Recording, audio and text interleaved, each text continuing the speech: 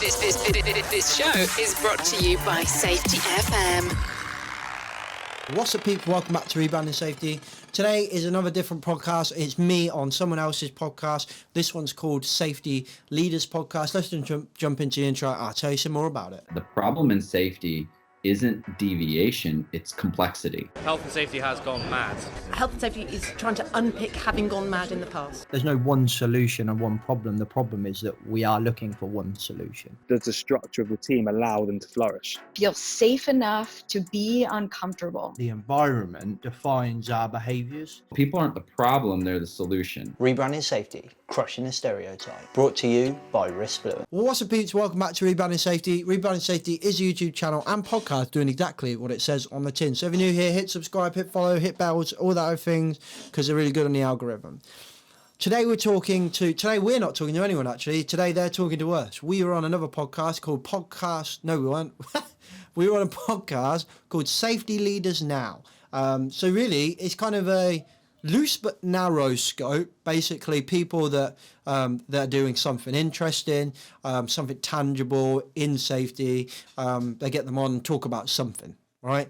But it's always kind of things that people are actually doing. So it's not really kind of academic or theoretical, it's what they're doing. So we kind of got on with nothing really pre-prepared. We're just kind of spitballing it. And we ended up talking really about, do the systems you have impact? And I thought this is a really good conversation. Joe's got some banging points.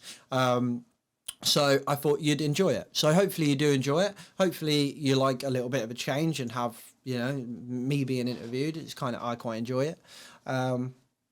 So yeah, that's today's podcast. Before we jump into it, quick shout out to our sponsors, Paradigm Human Performance. If you don't know who they are by now, then you've clearly been skipping the adverts, which, you know, we all do it, whatever. But don't do it this time. Don't do it this time. Right, just listen in this one time. Paradigm Human Performance are human organizational performance experts. They've worked in nuclear, aviation, and so many different industries, and they are experts at bringing human organizational performance into your workplace. So if you're in that place right now where you think, do you know what, I want a bit of hop, then they are the place for you. So go check out Paradigm Human Performance plus Shane Bush is the full name. Website in the description below, email in the description below, phone number in the description below. And whilst you're on the website, don't forget to check out Learn an Organisation webinar, which is an outstanding resource and runs every other week now. Go check them out. Don't forget to follow me on LinkedIn. It's where I'm most prominent, but we are trying to improve our other platforms as well. So come follow us on social media. Without further ado, let's get into my chat with the amazing Joe Meadows on Safety Leaders Now.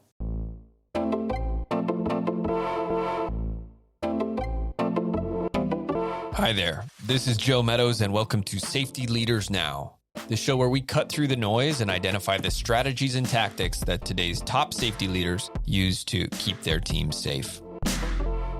On today's episode, we've got James MacPherson. If you're listening to this, you're probably already aware of James and his work at Rebranding Safety and Project Mollitiam, which I'm probably pronouncing incorrectly, but anyway, we'll save that for a later date. I think in this episode, you know, James and I, we keep things a little higher level than some of our other episodes, but he has some really interesting perspectives. I think we dove into some things that I really enjoyed. I got a huge kick out of this conversation, and I hope you will as well. So without further ado, here's our latest episode with James MacPherson.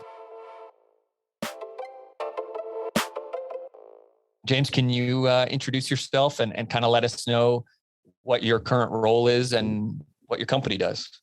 Thank you very much for having me, Joe. Nice to see you again. My name is James MacPherson. I have fingers in many pies. So I primarily run a consultancy company called Fluent, which is a startup fresh off the boat. We launched this year. We kind of soft launched it last year, but we launched this year. But for the last 3-ish years, I've been running a podcast and a YouTube channel called Rebranding Safety. So most people actually know me from Rebranding Safety. Within all of that, I've been a safety professional working across various different industries for 10 years-ish. And prior to that, I was many things. It took me a while to work out what I actually wanted to do. I was a bit of a teenage layabout for a long time. So, yeah, and then I also run a company with a separate company called Project Mollitiam with a business partner, and Project Mollitiam is a kind of mastermind community, like a professional development community for people working in safety and risk management. So that essentially is just a group of safety professionals. We have weekly calls, we have monthly philosophy discussions, we have monthly book club, 2 monthly book club, and we do quarterly events and loads of other stuff as well. So that's a membership, but my company is a consultancy, the podcast and the YouTube channel. So you mentioned, so risk fluent now, safety consultancy, that can mean a lot of things to a lot of people. So can you help us understand what specifically, like what are you consulting on and what value are you providing? So risk fluent is essentially like a statement piece. So I kind of call the company an operational risk consultant, because I see safety as one of the risks that comes from operations. That's how we look at it. There's a long-term vision in that, but there's no point bogging us down on that. At the moment, we are a health and safety consultancy, and we essentially do 2 types of service. We have technical services, or how I call it, technical services. So that's your normal safety stuff, like where we're going to lose our fingers or not lose our fingers, what's going to fall on our head, and how do we manage that. Then we have what we call the transformational side of the company, which is the more, we've got a good foundation and we want some cultural change stuff. Now, I think it's important to note just quickly that those 2 are not mutually exclusive, because sometimes I'll have a customer that has no technical understanding. All machines are going to take all fingers, and it's just really, really bad. But I don't go in and go, oh, it's technical first and then it's cultural. Like they're one and the same. But we split the package, not packages, but we split the services, because it's just really hard to describe what we do for people on a website. So it's kind of like, a lot of the time a customer rings up and they're like, I think this is what we want. And we're like, actually, we're going to start here, for example. But ultimately, we do technical services, cultural services is like the 2 ways to describe it. Okay, so maybe as a fellow entrepreneur, I'm going to workshop this with you a little bit while we're here, just for my own entertainment. So not to describe what it is that you do, but can you help me understand on the technical side and on the cultural side, what is the value I would get from you as a potential client? So if I hired you on the technical side, what value could I expect to receive, rather than like what it is you're going to do to deliver that value? I always try to use this one-liner of like, no matter what type of service you do with us, whether it's technical or cultural, I always try to use this example. If we had like another Grenfell type situation in the UK, whether it was an explosion, a fire, a machine lost an arm, I'd try to say to all kind of managing directors, owners, that what we try to do is not give you a false sense of security, which I think a lot of current safety does at the moment. I want to give you a 100% backable sense of confidence that you see something on the news and you wake up and you go, that won't be my site. Instead of going, ooh, that won't be one of mine, surely. Like you turn around and you go, I am 99% sure that won't be one of mine. In a nutshell, that's how I try to describe what we're trying to deliver, is a tangible sense of confidence, not a false sense of confidence. Excuse me. And so for that tangible, like what would be the indicators in place that for me as an executive who's gone and hired you, where I would be able to say, oh, because I'm seeing X, Y, and Z, I have that tangible sense of confidence? What would be in place there that would help me understand that I haven't hired this consultancy who's blowing a bunch of hot air, but that I do have that real tangible confidence. What would I see that would give me that value? Ultimately, Joe, like that is the big question in safety, because we have for so long been like, we don't have any accidents, then we must be safe. And then all of a sudden, Deepwater Horizon happened, and we were all like, oh shit, you mean they were there given a safety award on the day that it exploded, and they'd had X amount of years, no incidents. So we were all kind of like, how do we measure safety? So for me, what we're trying to talk about, whether it's cultural or technical, it doesn't matter, but it's one of the most important things I think nearly all companies can do is understand, where are you getting those signals and stories from your workplace? right? So I think near miss reporting is such a great example because we're so terribly bad at it, in my experience. Essentially, what a near miss is like maybe not a weak signal because something's happened. It's probably more like a medium signal, right? So in like resilience engineering, they talk about like weak signals, things that are like a little indicator that something could be an opportunity or a risk, right? Near miss is probably like a medium signal because something nearly happened, hence you spotted it, right? So we do loads of this near miss reporting, loads of paperwork, and so many times I'm like, so I was on a site the other day. Here's a good example, actually. I was on a site the other day and they'd had a meeting every day and they're like, how many near misses have we had? And they write on the board 4 near misses, right?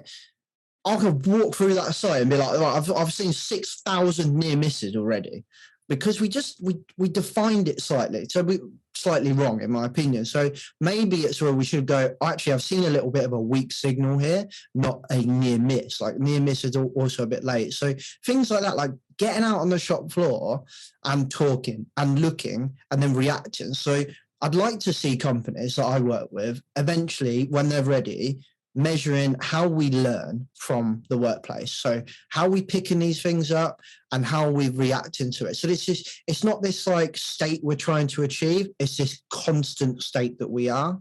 So really, how do you measure it? Is that you feel like you're confident.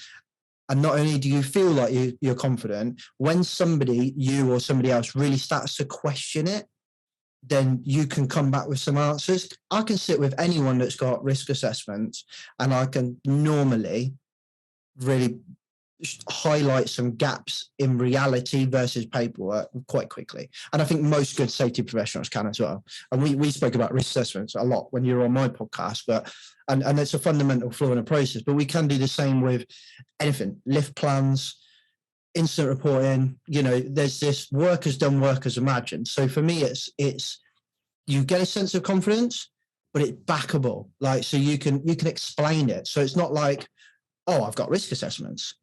It's like, I've got risk assessments and I know that if I go on the shop floor, I can have a conversation with the workforce as to how we're managing risk and how they're managing risk and their level of competency. I actually listened to it. I'm kind of spitballing this, actually. It's developing more in my head the more I talk about it. But I was listening to a podcast the other day, and this lady was talking from a retail perspective about Slack.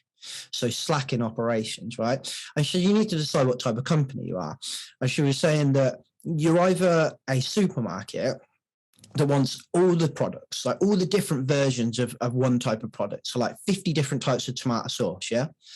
But there's a trade-off to that. That means that when a customer talks to that employee, they won't have good knowledge of that product because there's too many of them. They can't know, right? Or do you want to be the type of business where the customer goes, hey, hi, Joe, I just, you work here, right? Yeah, I work here. I just wondered what tomato sauces you've got. And they go, we've got 2 types of tomato sauce. What are you making? I'm making I don't know, fish and chips, right? Because British. And, and then... on brand. Nice work.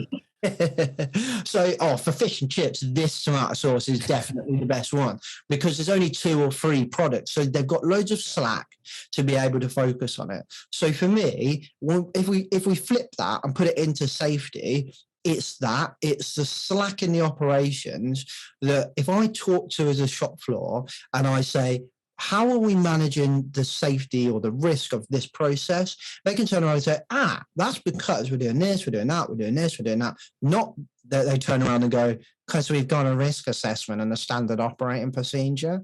Like, it's them being able to turn around because they've got the slack to do so and have that conversation, that valuable conversation. That's ultimately where we need to get to. Does every customer get that? Depends on, what they want, where they are in their maturity journey. But ultimately, the end goal for me, a CEO, an MD, an FD can go on the shop floor and have a valuable conversation about how we're managing the risk in that moment. So do you think that's kind of a situation of, I know in one of the other episodes we recorded, I was speaking to Bill Cobb and Bill was talking about kind of doing less better.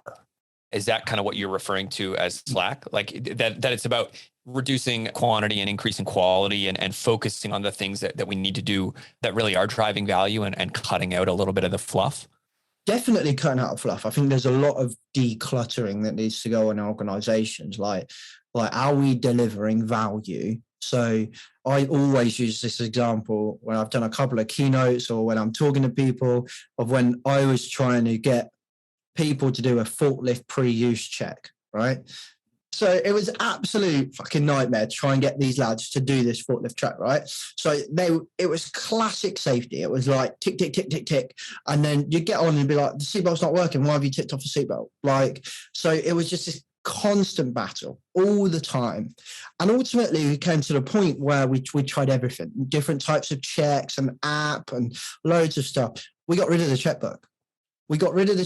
And we spent a lot of time on increasing their competency. So we kind of took a bit of a high performing teams approach. We increased their competency. We drilled it a lot more. We were having more conversations around the critical safety points of a truck and stuff like that.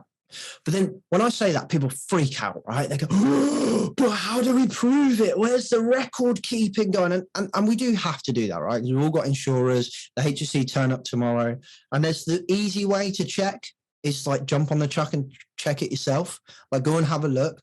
And like that's that confidence thing for me. Like I want a CEO or my customers to turn around and go, you know, someone goes to them, how do I know you're checking the trucks? Go out and look at my trucks.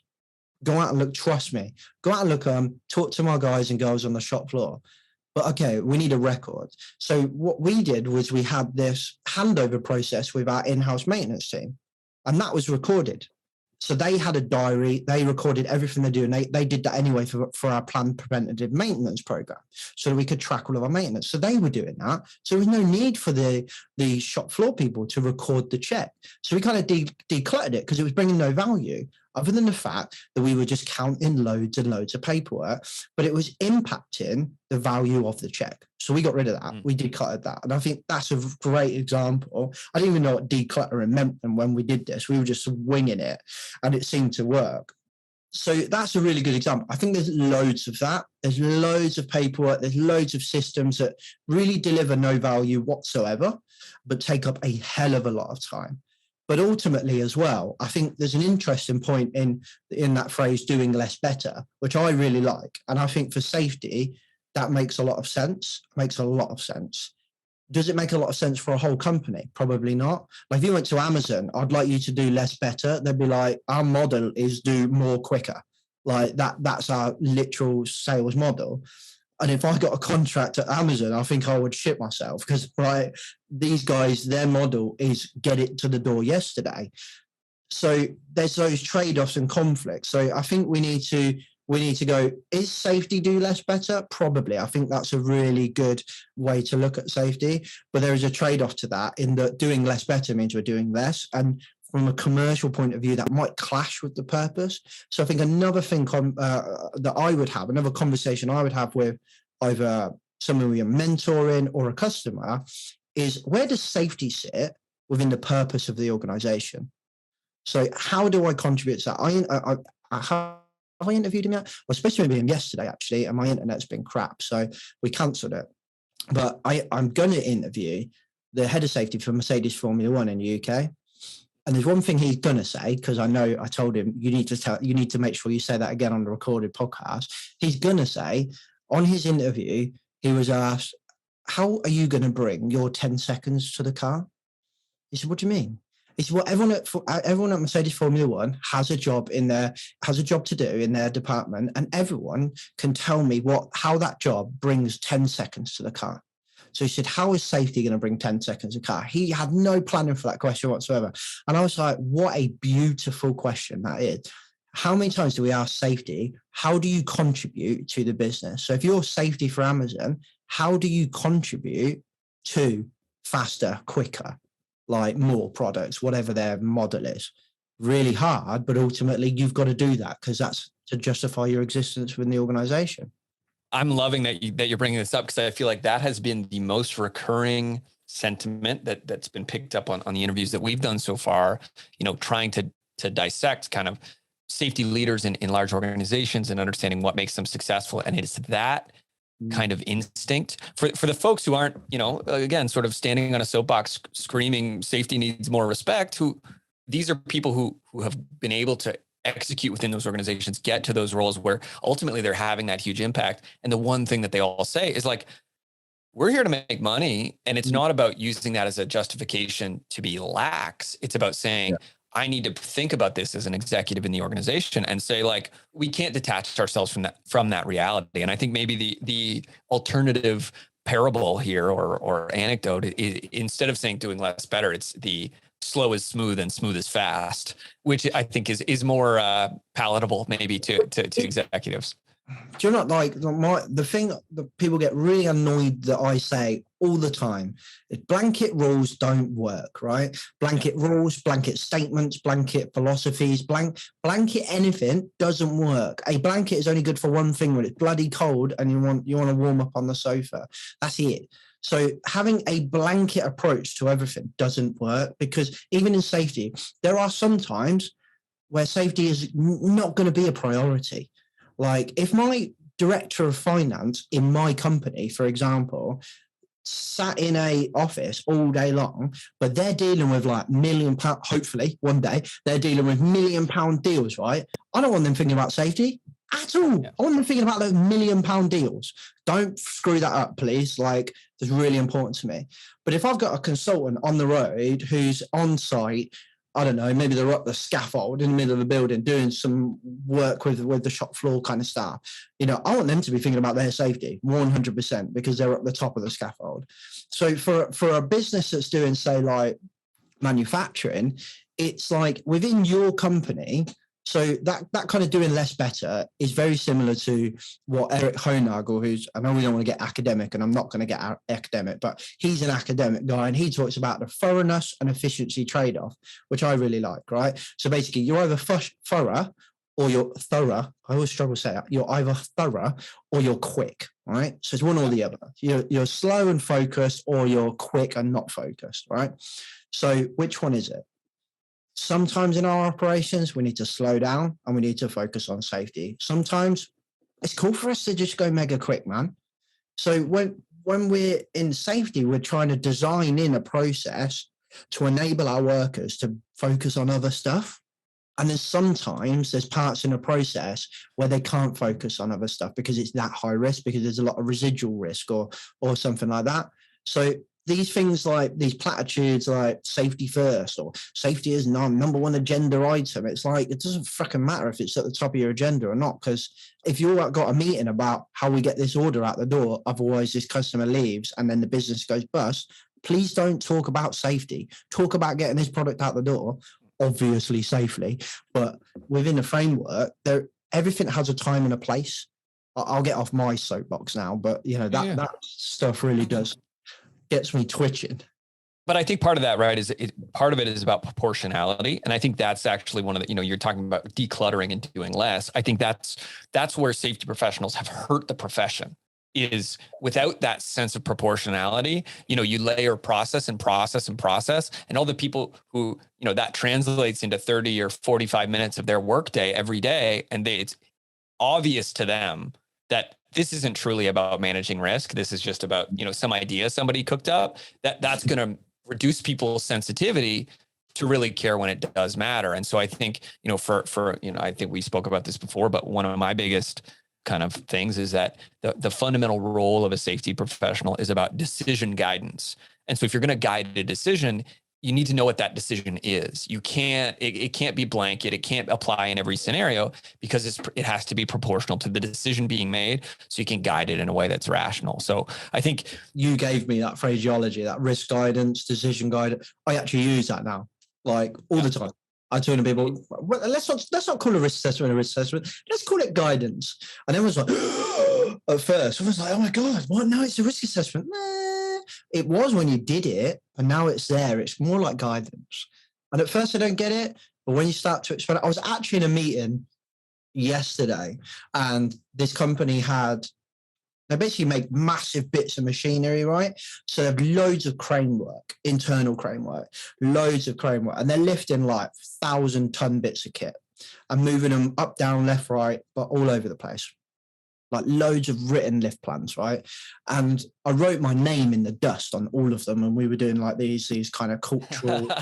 We were doing a cultural. We were being employed in there to do like a cultural kind of behavioural improvement plan and stuff like that. So we spent loads of time just watching, talking to people on the shop floor. And I went around and wrote my name on the first day. Wrote my name on the dust of all these lift plans, right? And then I came back 2 days later, my name was still there, like perfectly written in there.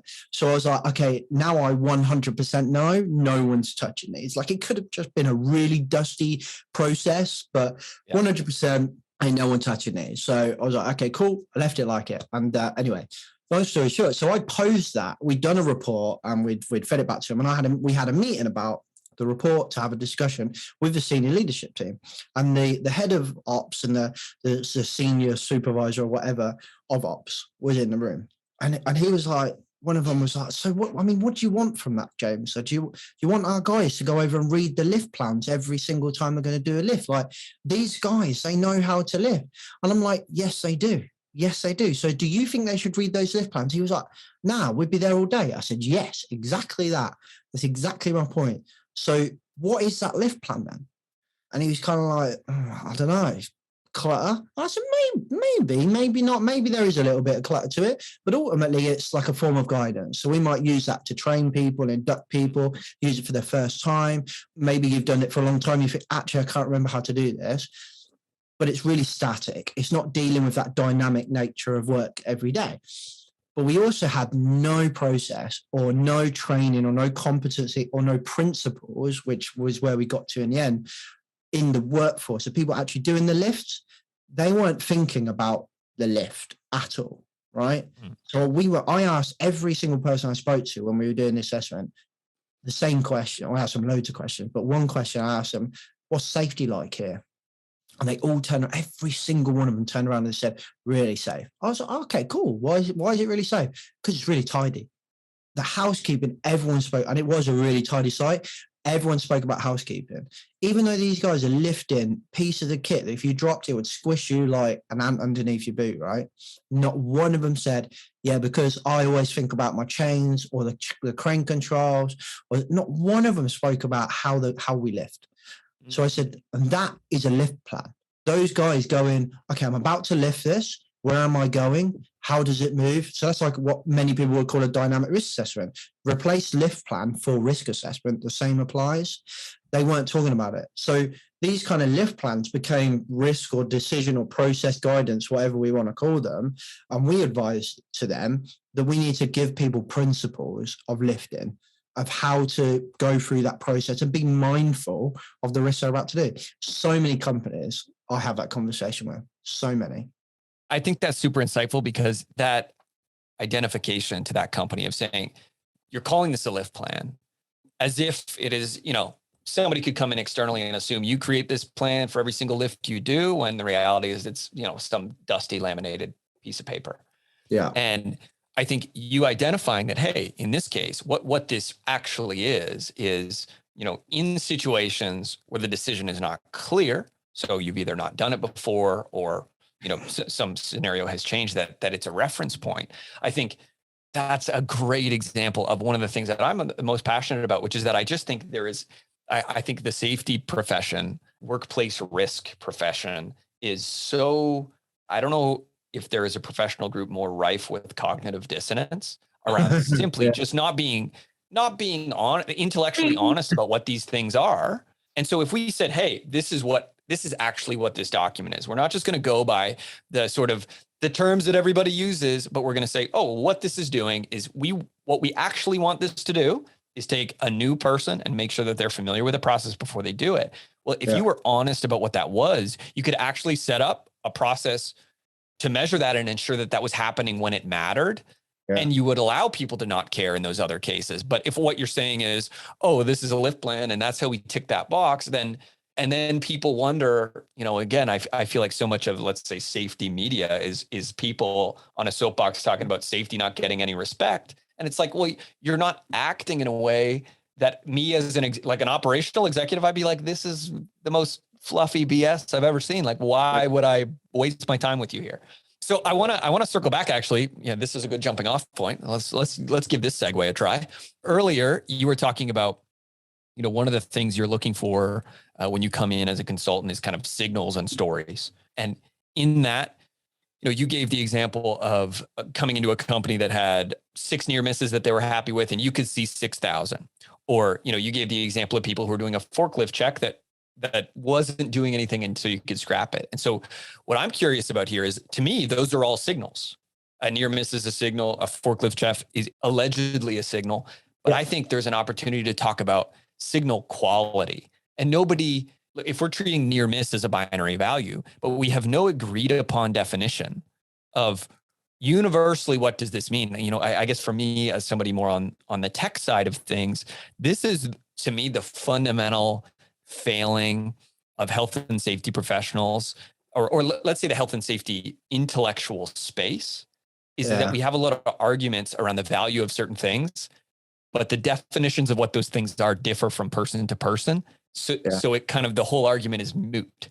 So do you think there's an opportunity to, how do we define the value or the quality of what a near miss is telling us? How do we understand that across organizations? Because I think for you, in a consultancy perspective, you're able to establish a common definition, across the companies that you work with. Yeah. But then if you go to a third party company and they say, we have 4 million near misses, then you might have concerns in the other direction to say, like, your definition might be a bit broad. and in that case, again, the conversation falls apart. So do you think, where do you see the opportunities for us to establish a little bit more commonality here? Like, where's that baseline database? Who should be responsible for putting that together? Okay, there's a lot there to unpack. My approach when there is no universal definition is like, within our company, we need to have our definition. So like, and I think near miss is a really good example of that. If anyone's talking to me about near misses, I say, okay, cool. How do you define a near miss? And I've had this conversation so many times. How do you define an near miss?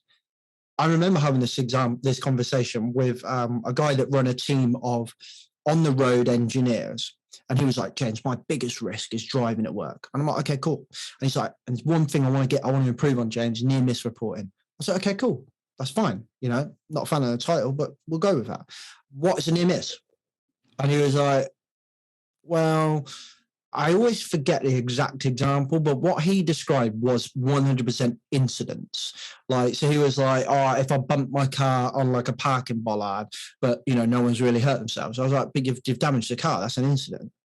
And it was examples like that. And he was like, oh yeah. So you're moaning at your guys because they're not reporting near misses, but you don't even know what a near miss is yourself. So I was like, so you've driven on the motorway quite a lot of times. He said, yeah. I said, now how many times we call them dickheads in the UK. How many times does some dickhead drive past you at 100, 120 miles an hour? Right. And it just reminded me of a TikTok I saw the other day that was like, if you get someone like that, there's an American that goes, I know you're Canadian, and I know I'm not putting you in the same box, but and the TikTok. Not offended. And it was like American, and it goes past like, oh my God, he was going so fast. The British person, the car goes zoom, and the guy just goes, dickhead. That is literally what we do. That was so true. Anyway, sorry, I just thought it was so funny. So yeah, I was like, is that a near miss? And he was like, James, if we said that was a near miss, we'd be reporting that all the time. I said, yeah, exactly. Do we want that? Well, no, we don't want that. Why don't we want it? Because nothing we can do with it. Okay, we're getting somewhere now. So to come back to your next point is, how do we define the value of these things? Is what you do with it. In my opinion, like, it's not valuable if you don't do anything. You can have a really beautiful brand new hammer, right? But if you don't need to hit any nails in the wall, there's no point fucking having it. So like, it's not valuable to you at all. So for me, where's the value? It's what you do with it. That's how I look at it. I'm glad you gave that example because, for me, kind of in my professional capacity, we talk a lot about near miss reporting. And what we often talk about is or some companies we work with, they define a near miss as like what we would just call kind of like safety workplace observation. Like, you see an opportunity where maybe something could go awry. And I can see a world where you'd kind of say this is a near miss, but I know in our definition, that's we want to have that signal be separate from near misses so that we can have a wider funnel of the signals that we receive. And for us, if you're going to state that you have a near miss, it runs you through the exact same flow in our software as if you had an incident, because the way we define it is like you got up to the edge and you didn't go there. So we should treat this as if it's an incident so that we can benefit from the fact that, okay, there were no consequences in this case, but all the kind of factors were present. The spanner falls off the ducting and lands beside you. Well, you just as easily could have been standing under that tool and it could have smacked you in the head. So let's treat it as if you did. And I'm not even going to sit here and say that's the perfect definition, but I think it's the fact that that there is that kind of that space that undermines a lot of our conversations. I mean, it's interesting because I was working with a different customer these last few weeks who are in a really, really bad place. And the first day I was with them, I was in the office, getting to know the main person that was going to be our main contact. And he was like, "Oh, James, you come to our morning operations meeting." I'm like, yeah, that'd be a really good insight. First red flag for me, safety is always at the top of our agenda. And I'm like, okay, cool, right. If you back that up, I don't really care. Like, okay, I'm happy with that if it's backed up. But like, I've already made my point on being at the first agenda anyway. So anyway, long story short. And he's like, "Any near misses?" And all of them were like, "Yeah, we've had four near misses today, 3 near misses, 2 near misses." And they're all like, "Yeah, Bob like tripped over or this little thing happened," right? And I'm like, okay, it's interesting. I'm not going to say whether it's good or bad right now because I don't know the context. I don't know enough context to justify whether that was valuable or not. The conversation seemed okay. It was like reasonably valuable. They were talking about fixing a problem. I was like, okay, I like that, right? Mate, I get to frickin' site and I'm like, you're talking about people tripping on this stone out here. I'm like, that machine would not pass any type of inspection. Like if the HSC turned up tomorrow, they're shutting that down.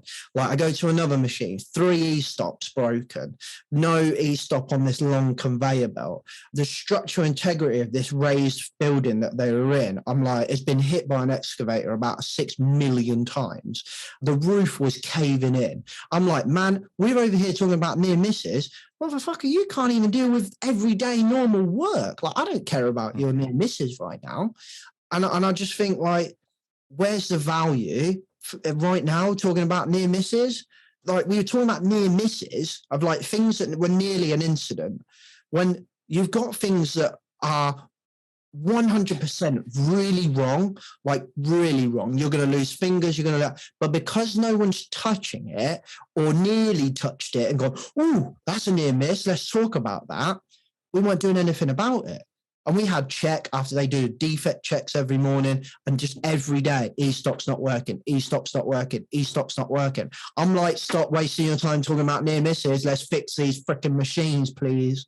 And so sometimes near misses is good and it's good conversations and it is what you do with it. And sometimes it's like, why are we talking about near misses? I wasn't expecting this to become a near miss conversation, but you just hit on one of my very favorite topics, which is that I think what you've just explained is emblematic of, like, frankly, what I see is the lack of sophistication in the conversations around safety. And I think that largely comes from the fact that I'm going to get on my soapbox for a second, but as the come join me, mate. Come and join me on the soapbox. The sort of occupational risk management, as I would broadly term it, has existed as a profession since, let's say, late 60s, early 70s. OSHA kind of kicked off. We started to get up and running. And there was a whole lot of kind of low-hanging fruit to be gained by proceduralizing things. And let's just start instituting workplace observations. Let's put in an incident investigation system. Like it was bare bones. And I think what we're seeing today, and this is a tremendous example of it, is that we've never evolved the metrics beyond that by simply saying, and those metrics of counting near misses is simply a count of, are we doing anything? Are we doing paperwork? It's just a count of paperwork. Yeah. It's not an indicator for safety whatsoever. That's where I think there's like this intellectual dishonesty on the part of, I would say, a significant portion of, I would say, just, well, corporate entities writ large, in that we all know you go to a work site and I come from an operational background, like half of the things we were doing for safety were completely pointless. I had a particular moment of, let's say, civil disobedience where I was responsible for safety on this kind of offshore oil and gas site. And one of the things that I was required to do was a weekly photo-based report where I would submit a certain amount of photos, at least 3 photos of safety issues, and then photos of the resolutions, which is like, I think, good in theory, but at a certain point it became like purely you just had to tick the box. Yeah. And so I started doing them, but just not submitting them. And I went several months before anybody said, where's that report? And I was like, you're clearly not looking at it. Like, what is this meant to be doing? You've just explained in this context where you've got a bunch of very obvious omissions from a like common sense risk management perspective, but this let's say myopic focus on, hey, let's all call out that we have a few near misses in our daily meetings. Like, this is a quintessential case of failing to measure what matters. If they're simply measuring, oh, we're safe because we reported 6 near misses in our daily meeting, we've ticked that box, with never having a dialogue around what is that meant to achieve. What might be a more interesting metric is, what's our ratio of near misses that lead to action or are closed? Because that would actually require somebody to do either close it, disregard this near miss, it was, reported an error, or we're going to do something about it.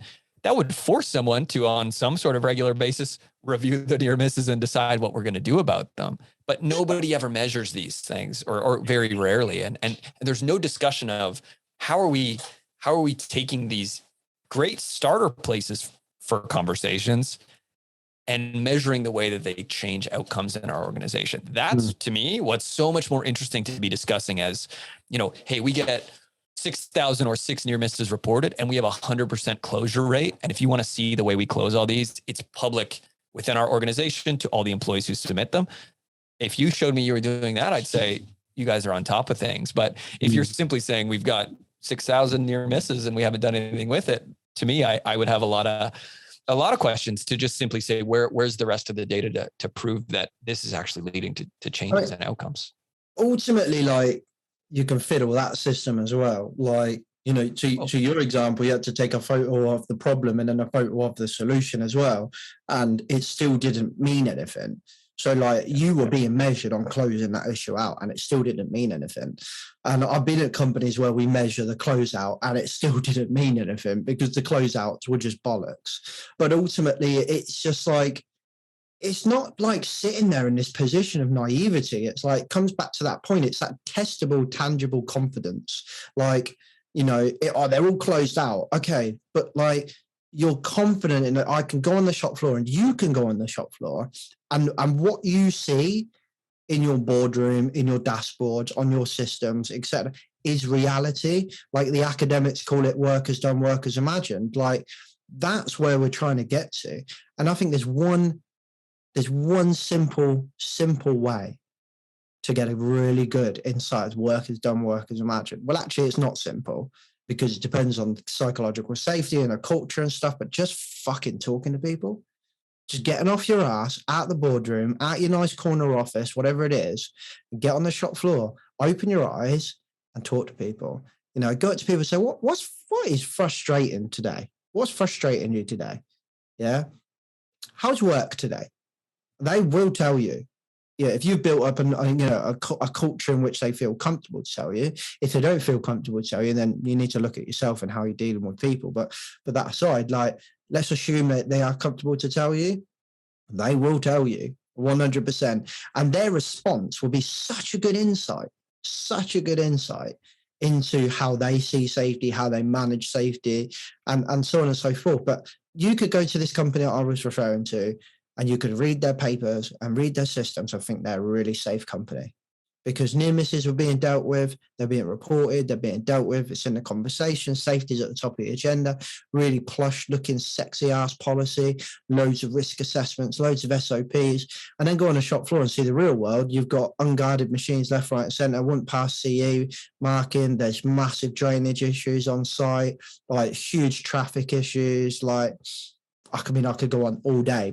Staff didn't even have PPE, like e-stop's not working. So getting on the shop floor and looking and seeing, like Sherlock Holmes says, is like you look but you don't see, or something like that. That is literally the best way to get these signals, is to just go and look. When you say that, is this ultimately a fidelity issue? Is it when you talk about going to the shop floor, is that because that's a great way to get a wide funnel of information? Because I think that is, I would absolutely agree with you. When I used to be chief officer on deep water construction vessels, like one of the primary things you do, because again, you sit on the bridge, you're drinking your coffee, looking out the window, you might feel like everything's going well, but you got to go put your coveralls on and go walk around. And that's what's going to give you the best kind of feel for what's happening. I feel like the challenge with that, because it is such a powerful tool, is that it relies on the competence or what have you of the person doing that walk around. Yeah, 100%. Yeah. And so it becomes challenging to endorse as like a fix all, because it won't work if your people are crap. There is no fix-all. There is no silver bullet whatsoever. Like, near misses are not shit. They're just mostly used shit. Like, so near misses could potentially work really well. Incident reporting could potentially work really well.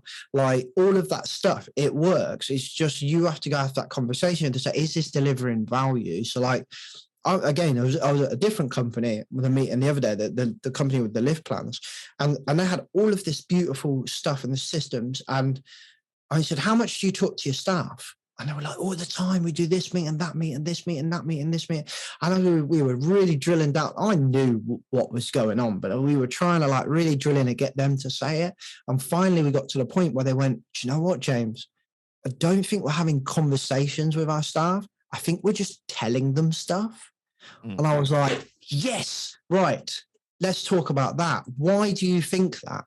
And I was like, well, I'm just thinking now, like this meeting and that meeting and this meeting, this meeting. This meeting is safety going, these are the stats. This is where we are. This meeting here is the supervisor saying, this is the plan for the day.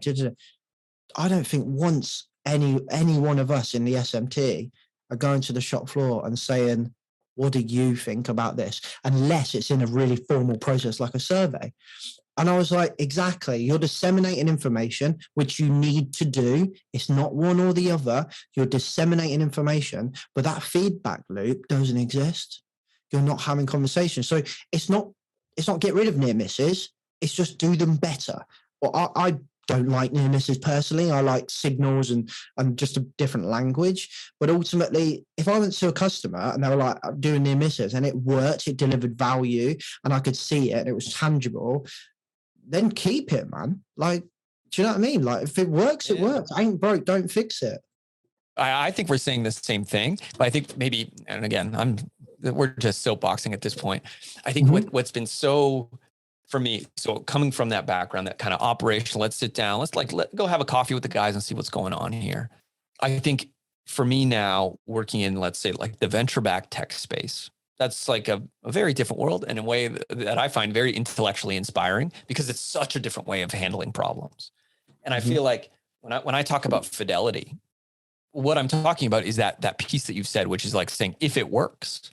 And I guess what I'm saying, or where I see this huge opportunity, and I don't know what the solution is, don't get me wrong, but it's around saying, if I was looking at marketing for our company, for example, and I solely looked at how many people come to our website as the measurement of our marketing success, it's obvious in the ways that could give me like an insufficient picture of what's happening.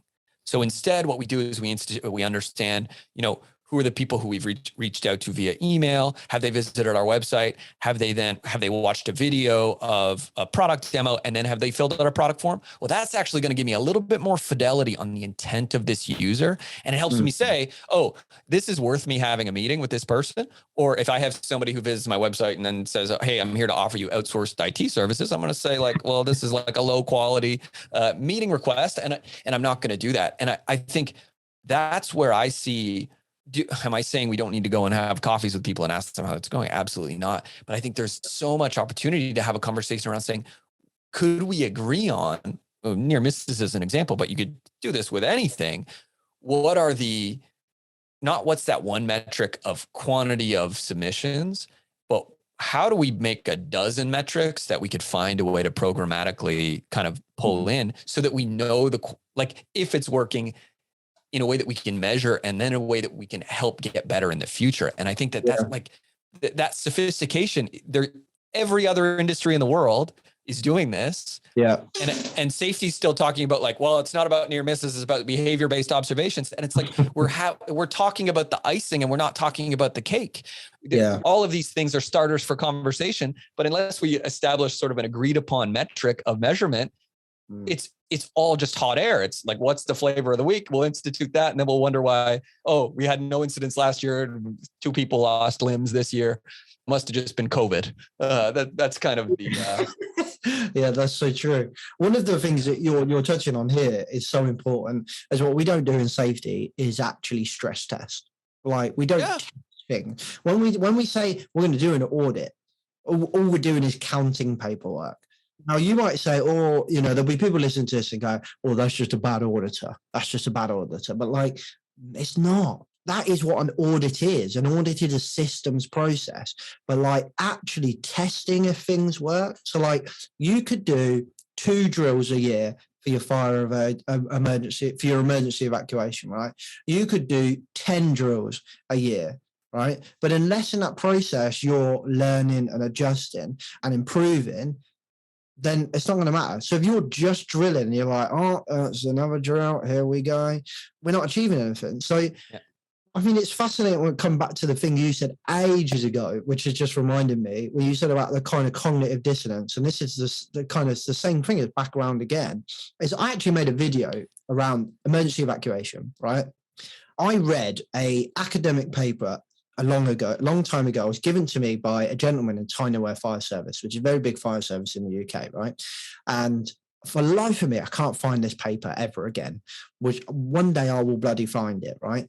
But this paper basically said, very long and short, is that there's no evidence that a surprise fire drill or emergency drill has any benefits, but there is lots of evidence that say it has negative impacts. So therefore we advise that you should do planned emergency drills so everyone knows about it, right? So when you start breaking it down and you read into it, you're like, shit, that makes a lot of sense. So like when you do loads of surprise drills, what is the biggest problem when the fire alarm goes off in your office, Joe? What's the biggest problem? Guarantee it's everyone going, is it a drill? Is it a drill? What day is it? What day is it? Is it Monday? We test the alarm on Monday, isn't it? But he did that, didn't he? What's it? Sheila, is it a drill? And 10 minutes fucking later, I've had people walk from one end of a hospital to the other end of the hospital to find the safety person to say, is it a drill?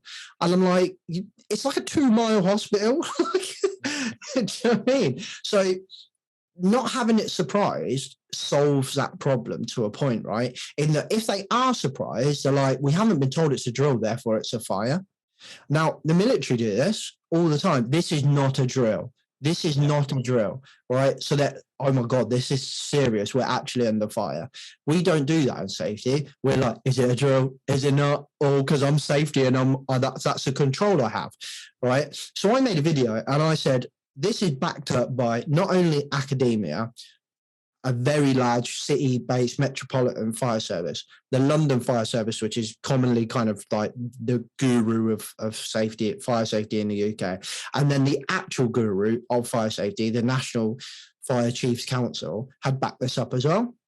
So potentially the 4 biggest bodies in fire safety in the UK had backed this approach. So I made a video, told everyone about it, right? And I had somebody message me who runs a hospital, and I've got loads of experience in the NHS. He runs a hospital, and he was like, I don't agree with that. How can you fucking not agree with it? Like, the fire service back it. Like, do you need any more? Like, that's like going to Lewis Hamilton, and Lewis Hamilton's like, this is how you drive a Formula 1 car, and you're going, don't back that, mate. I don't care whether you back it. It's the actual way to do it. It's stress tested. It's proved in academia. It's actually how we need to move forward. So we don't actually test, to bring back to my original point and close this out, we don't test if these things are actually delivering value. We just audit them. How many drills have you done this year? 2. Well done. You're compliant. You're not compliant because if they don't get people out the fucking building, they're not compliant at all, because people will die and you will go to court. Yeah. See, if you're not stress testing it, you're just counting paperwork. I think this just comes down to like what I would broadly term the engineering mindset, like break down a problem, execute a test, iterate, keep those tests short, and keep like that. To me, that is the fundamental notion of being a performative person in literally any role. Is can you break down the problems that you're facing and run tests against them so that you can sort of demonstratably and incrementally make progress against that solution. And I think that's what, again, as I've dug deeper and deeper into this problem, it's what you see, like, it can sometimes be frustrating because you have all these, like, again, it's this extremely surface level conversation where you say, oh, how do you back this up? Why do you think instituting a behavior-based safety program at your company is going to drive value? It's like, oh, I read a cool blog post. And I'm like, oh, okay. So do you feel as though people don't feel empowered to call people out when they see unsafe behaviors? Do you think that people aren't, mindful enough to be taking those moments to take a break and point something out? And if that's not the case, what evidence do you have to support that particular set of tooling is the solution for the problems that you're facing? And again, to me, and maybe this is just me as a bit of a dork, but to me, this just goes down to the fidelity of, without increasing what we measure fundamentally and getting away from, I think, as you said, like, I know there's a lot of strong feelings around measurement in safety, but it's because like what we're measuring is so it's because we don't really know what to measure. Like we as a profession don't really know what indicates good safety. And most professionals won't admit that. They'll go, oh yeah, we don't have any accidents, then we're obviously safe. Because but there is academia that backs that is not tied to the presence of safety. Well, I don't believe in that academia. Oh, fucking hell. Like, what do you want me to do then? Yeah. Like, 1,000%. And so if we're not going in and saying, hey, what in that case, oh, we don't have incidents. So how do we understand the broader, like, pre-incident environment of safety in a way that helps us understand, oh, we truly are being safe. And it's not just that we've created so much pressure by taking aerial photos of people organized into a big number of how many million LTI hours we have without an incident, that we've created so much cultural pressure that people could cut their legs off. They're going to say they did it at home, because nobody's going to be that person who breaks that thing. And because we don't have that fidelity, or again, this is my soapbox, but because we're not understanding what are those pieces, it's all just heretical. It's anecdotal. How do we understand what's working and what's not? And to me, that's the most exciting part, is if we were able to start that, and you could start it in a really narrow way. Let's like a workplace observation program or a work permit program, like what's something broad, and like what's the smallest thing you could implement and test, and then do that everywhere and learn from that. I'm so excited for the way those conversations could evolve in the future and get away from, I'm this type of safety person or I'm this type of safety person, and get to a place where we say, hey, in the same way, if I'm a marketer, there's like some standard metrics I could look at and know if I'm marketing successfully. Those exist in safety, but it's like we're looking the other way on that stuff. Let's just look at our TRIR and hope for the best. And we also have to like get to not to defend the profession, because I agree with everything that you say, but like in the UK, the biggest bodies that represent us as a profession don't back that academia. Like there's academia that says statistically TRIRs, they're invalid. They don't make any statistical sense whatsoever. And essentially, why don't they make sense? Because not enough people die. So we don't have enough people dying to work out whether that statistically is valid or not. Therefore, it's a waste of time. All right. We know that counting accidents is not an indicator for the presence of safety. It is an indicator that you've got a problem that you need to look at, 100%. But an absence of negativity isn't a presence of positivity. So I really like Eric's. What Eric says is that you wouldn't try and work out how to get a good marriage by only looking at divorce, which is just one of my favorite lines ever. When you say that to people, they're like, shit, that makes so much sense. Like, and all we're saying is keep looking at divorce, because we need to learn about how not to do it, but also look at the good marriages as well. And that's all we're saying in safety. That's all I'm saying is that carry on doing that shit if you want to do it, right? But let's look at what's actually happened. Let's look at the presence of good. Where is the presence of good? So what does the presence of goods look like? It's the shop floor having conversations like that lift plan example. I want to go to a person who's lifting tons and tons and tons of bits of kit, and I want them to turn around and say, safety on this place, yeah, that's, well, I don't know if you call it safety, it's just kind of my job. Like when I'm lifting, I'm looking at the chains, I know that the chain's been inspected because it's got this color coding. I know how to look at it myself, you know, I always think about my route, and I always do that. Like I want to have that conversation with them, not the safety team. That to me is a presence of positive. That to me is a good indication of good safety. Does it mean you'll never have a big incident in your in the company ever? No. But what it does mean is you're much less likely to have it. You're building resilience. It's not one or the other, it's both. And that's why I struggle when people go, so what do you do, James? Do you do the cultural stuff or the technical stuff? And I'm like, well, it depends where you are in your journey, because this company I'm working with at the moment that's really shit at both, it's both. I'm doing both simultaneously because we've got technical stuff. One day I'm looking at a machine and I'm like, right, with the engineer, and I'm like, I need a guard there, I need a guard there, I need a guard there. This is why. Like, what do you think? Do you agree with? I'm having an engaging conversation with him. And so it's an educational opportunity because I want him to spot that next time, right? Then the next day, I'm with the same company and I'm having a much more cultural, leadership, behavioral type conversation with the CEO to find out how the fuck we got into this position, right? And how he behaves with his team, and how did he not know that this stuff was happening? That's the cultural resilience, safety two, whatever you want to call it stuff. It's one and two at the same time, not one or the other. What you've just explained here is what, like in statistics, like Bayesian statistics, as in you're looking at triggers to circle back and make corrections.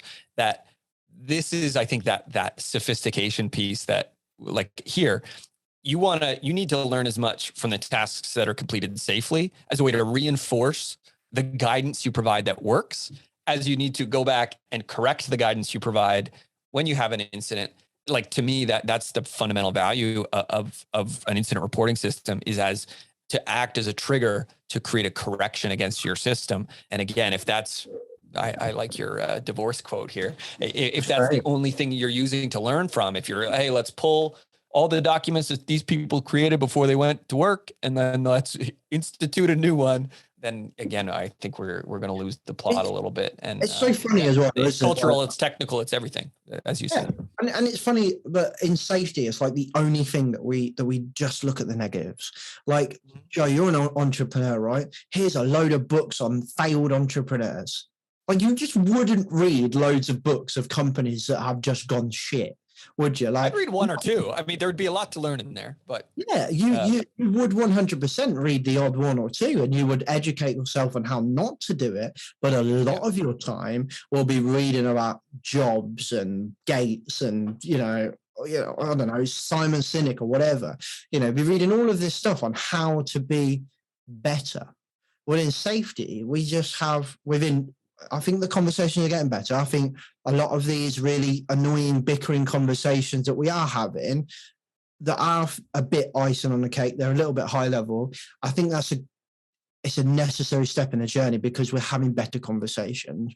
Or, and this is literally why we made PM, Project Mollitiam, that I mentioned, is the other company I run with my business partner, so that we could have these, we have conversations like this on a Wednesday and a Friday every week with directors of some of the biggest brands in the UK and Ireland as well, and some professionals that work for companies that you've never heard of and you never will hear of because they're small or they're sneaky or whatever. And then some people that are not even safety professionals, they're scaffolders that want to be a safety professional, right? But we're in this lovely, diverse little group, and we have conversations. So we'll be like, let's talk about near misses, people, right? I want to talk about near misses. I want to have this conversation. And do we have the high level conversation about what even is it? Yeah, we do, 100%. But I think it's an indicator that we're having better conversations. Because when I started the podcast, no one want to talk about this because we're sitting pretty, We think we're fine. In the UK, we've accepted that we kill about 140 people a year, and we're just okay with that. Like, that's cool. Off we go. And I was working for this company the other day, doing that lift plan stuff. And one of the reasons we were in there is because somebody lost the top of their finger. And they were like, we're a really safe company. And I was like, okay, define safe. Like, why do you think you're a safe company? Well, ultimately, we don't really have, a lot of accidents, right? So ultimately, I want to see what you guys can reduce accidents. Okay, let's play with that for a second. Prior to us coming in off the back of the series of a few accidents, you went like 6 years without an LTI, right? And they were like, yeah, it was really good. I was like, okay, cool. And you used that to justify that you were safe. Yeah. But then all of a sudden, the guy lost his finger. Yeah. So I don't think the guy that lost his finger or top of his finger would agree that you're a safe company. Do you think he would agree? Let's bring him in the room and ask him and say, hey, 4.5 finger man, do you think that this is a safe company? I don't think he'll agree. I really don't think he'll agree. So are you willing to have that conversation in that we need to go deeper with this? And I think to start that conversation, we have to have those high-level, annoying, bickery conversations, which I equally, Joe, get so frustrated by.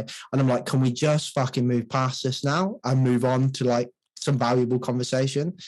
But I think it's part of the journey. I don't know. I might be wrong. I think you're totally right, because I think it's how we're sussing out this dissatisfaction. And I think you hit on this earlier where you said, I think to a certain extent, it's become a limiting factor around the regulators and saying, well, they only care about TRIR. So we're kind of hamstrung. And I think what I'm so excited about here is that it's through this increase in dialogue through podcasts like yours. And to a certain extent, what we're trying to do here is that we're trying to kind of arm the rebels and say all these safety professionals who think they're doing things differently, who say we're trying to get rid of all the fluff and focus on what matters. And I talk to so many who say we do things different here. And I kind of chuckle to myself because I say that's every single person says that. But there's this kind of fundamental belief that everybody else is kind of doing things the old way. And I think if we can elevate that conversation and get people more focused on what are those things we could do to quantifiably improve, the regulators will follow us. We can't wait for them to lead us there. We need to elevate this conversation to say compliance is not the end goal. Compliance is the starting place. We need to focus on excellence, and let's define what that is so we can get there as quick as possible. There's something you said there, Joe, which I want to echo that. The regulator follows the people. And we all think that we follow the regulator. Like, no. The community, we think we have no power. Like, and we think that we just wait until they do as we're told, right? We have never had, it sounds like I'm becoming a bit of a socialist now, right? But like, we have never had more power than we have right now. I don't know. I'm not an economist or a socialist or anything like that, but I feel like Russia is losing the war because of social media, right? Not because of anything else, because the world has come together. Right. And then let's use a little bit of a less controversial example that I know nothing about. I might be wrong there. And someone's like, what the fuck is he talking about? And they would be very fair to say, what is he talking about? A better example would be, and I've used this several times, is Barack Obama in America. When he was president, when he was first president, he was asked about gay marriage. Do you support it? Right. He outright said no. In one of his interviews, he said, no, I don't support it, right? But yet he was a president that legalized gay marriage. What? So when did he change? We all just assumed that he was always this like really kind of this social kind of left, whatever person, whatever you want to label that as, right? And he'd done this amazing thing by legalizing gay marriage. So he should, like, finally, Jesus Christ. But we get to that point and we go, hang on a minute. You're telling me he wasn't always like this? So when did he change? He changed when the fucking polls changed. When the polls changed and the polls said, you need to legalize gay marriage because that's how you're going to get more votes and win and stay next time, that's when he changed. That is such a good story to say, if you're not happy with how the regulator is operating, then you need to start showing the regulator better ways to do it. As long as in the UK, we have really nice legislation that just says, just manage the risk as far as reasonable and practicable. Essentially, here's some guidance to say this is how we think is the best way to do it. But otherwise, you do it another way. As long as you can prove to us that you think you're doing that and we agree with you, we don't really give a shit. So like I've been talking about this for so long. We got 2 pieces of academic research completed. Were they both in the UK? Yeah, both in the UK. One by Aberdeen University that's just come out recently. It's gone a bit viral recently. That says, lift with a straight back and bent knees is not good advice. And then another piece that says manual handling training is not effective, right? It doesn't improve lifting technique or anything like that. So that one says you're better off doing strength and conditioning training with your staff. And the other one says you're better off being more educated about how our spine is each personally and stuff like this. So we've got 2 pieces of academia. One of those pieces of academia were written by the regulator's science department. And yet we're still delivering manual handling training. And the regulator will still ask you for manual handling training. Okay, so deliver manual handling training, but change it. Let's call it manual handling training because that's what they want. But let's talk about strength and conditioning. Let's talk about learning about your spine. Let's talk about how you can work out how you can lift better. Because we do that, the regulator goes, oh, that's really nice. I like that. They'll tell someone else about it. Start a fucking podcast about it. Right? Do a YouTube video about it.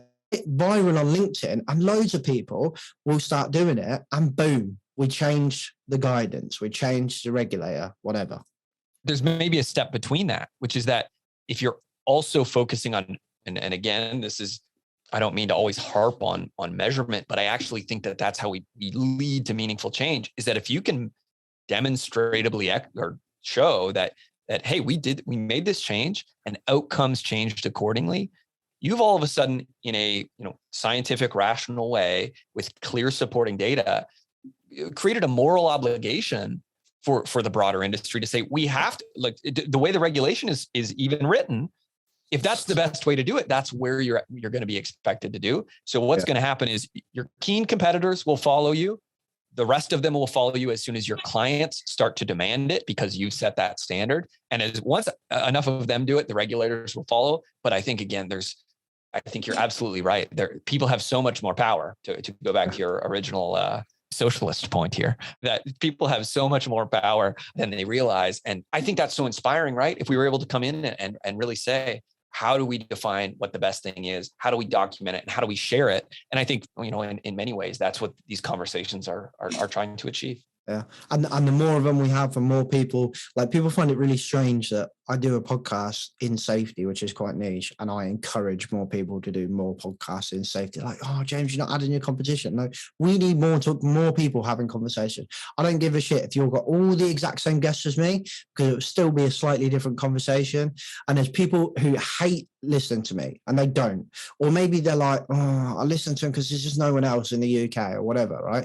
But they do it through gritted teeth because they just hate my accent or the fact that I swear or whatever. I don't know, right? But somebody else, Bob, down the road from me starts one, and he doesn't swear and he's very calm and not energetic and ranty like I am, then you might like that person. Do you know what? That's okay. Like, please go listen to that person because he's having the same good conversations that I'm having, but in a different manner that works for you. More people need to be having these conversations, whether we find them uncomfortable or not, whether we find them a little bit bickery at first or not. Like, it doesn't matter. Let's just have more conversations about how can we get better at doing this. That's a great place for us to start wrapping this up. I feel like this is maybe part 1. I feel like we could probably do this for a little while. We do like part 3, 4, 5, 6, 7. Yeah, I could go about this all day. Need to do a mini series. Before we wrap things up here, one of the things I like to ask wherever possible is, and this is particularly relevant for yourself, who else should we have on the show? Anyone, maybe a practitioner in a company that you work with or something like that you think could come in and share some real sort of actionable strategies and tactics for our audience? I could give you a very long list, if I'm honest, a very long list. A few people come to mind. A lady called Crystal Danbury. She is the director of safety and something else at Sainsbury's in the UK. Very amazing woman. Oh, God, you know what? I could list all of my members at Project Mollitiam. They're all amazing. I'm just trying to think of ones that would come on. Elisa Lynch, she will hate the fact that I've told you to talk to her, but she safety manager, I think, or safety head of safety for a construction company in Ireland. She's done a couple of podcasts. She's awesome. I love her. She swears more than me, so just FYI. She's Irish, so they all like that. Yeah. She's amazing. My business partner, Colin Nottage, he does another podcast called Interested in Health and Safety Podcast. He's a consultant, same as I am. So he's kind of, I don't want to say old, that's not fair, but like he's older. So like he's like, he's been in the game for a long time. You know, I remember when I first met him, and I've told him this, like when I first met him, I was like, it's just another old safety guy that doesn't know what he's talking about. And then I was like, oh, actually, this guy's pretty cool. And now I run a business with him. So like, he's amazing. We might have to cut that out for his benefit here. We'll share that with the editor. Called him loads worse than old. You can leave that in. Okay. He calls me worse as well. And then probably David Provan is a very impressive man in safety, who's both an academic and a practitioner, which I really like. So he runs a podcast with Drew Ray called the Safety of Work podcast. So he's a very, very prominent and good safety thought leader. So you asked for one, you got like 5. There you go. All right. Well, Val, on the production side, she's got her homework to do. Awesome. So I guess, James, obviously, thanks so much for coming through. How can people, find more of your stuff if they want to check out all your awesome projects? The easiest way is you can Google rebranding safety, as in we're rebranding the company, rebranding safety, and the YouTube and the podcast will come up. If you want to listen to podcasts, it's available on pretty much all the platforms, which I was just reading a blog just as we joined this, which I think all of them are owned by Spotify now, other than Apple. Like, they're just buying them all. So yeah, Spotify, Chartable, all of those. We are on all of those. So just Google rebranding safety. You can go to rebrandingsafety.com. There's not much on there, but you can go to there if you want. If you want consultancy, we do work primarily in the UK. We are 100% open to talking internationally as well, but that is risk fluent. So risk fluent as in the language, riskfluent.com. Or you can just find me on LinkedIn. I'm most prominent on LinkedIn. So James MacPherson on LinkedIn. I'm on there all day, if I'm honest, all bloody day. If you're a safety professional, then Project Mollitiam, which is really hard to spell, and we didn't think that through when we thought of the name, but I shall send Joe the link, but it's Project Mollitiam, which is MOLLITIAM.com. So that's if you're a safety professional and you're looking for like a mastermind professional development community, 100%, you will love that. We have conversations like this all the time. Okay. So that's everything, mate. Thank you very much. We'll make sure that all those links end up in the show notes if anybody wants to check those out. And thanks so much for coming on. Looking forward to parts 2 through 15 whenever we can make those happen. Sure thing. Thank you for having me. Thanks for listening to Safety Leaders Now with Joe Meadows. This show is presented to you by OpsLock and produced by me, Valeria Carnau. Big thanks to Diala for the theme music and Hatch for editing the podcast. Our next episode comes out in a week. If you haven't already, please rate, review, and subscribe to Safety Leaders Now on any platform that you stream podcasts. If you want to connect with Joe, don't hesitate to reach out to him on LinkedIn at Joe Meadows. Thanks for listening. Catch you on the next episode.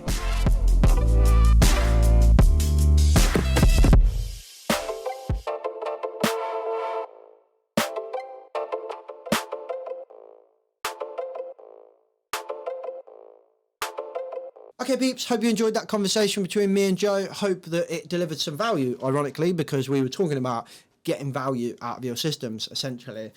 We kind of bounced around all over the place, but essentially I pulled out that core message that what I'm trying to say is it doesn't matter what the system is, as long as it's delivering some value. I hope you enjoyed it. I hope you got some value out of it. I hope there's something you can take away from that and work towards in your workplace. Don't forget to check out Project Mollitiam if you're looking for a mastermind community to help your professional development. And don't forget to check out us if you want to work with us. We are cultural change, technical safety, whatever you're looking for. I'm sure we either know someone that can do it or can do it for you. So come and check out.